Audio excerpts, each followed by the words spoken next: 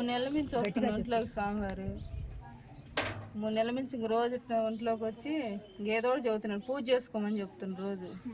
ఇంకా రాత్రి 10 వచ్చి ఇట్లా మీ ఇంట్లోనే ఒక పూల చెట్టు కింద నేనున్నాను, ఒక రాయికి నా నామం ఉంటుంది, ఆ నామం చూడండి, చూసి దేవస్థానంలో ఒక తులసి చెట్టు కింద పెట్టండి అని చెప్పిండు.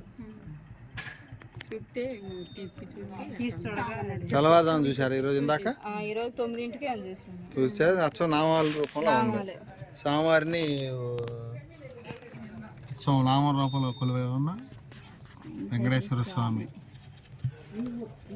అనంతవరం, క్రోసూరు మండలం, పల్నాడు జిల్లా, శ్రీ కళ్యాణ వెంకటేశ్వర స్వామివారి దేవస్థానం అనంతవరం నందు స్వామివారు ఒంటి మీదకి వచ్చి నామ రూపంలో కొలువయ్యి దేవస్థానం వద్దకు ఇచ్చేస్తున్నారు.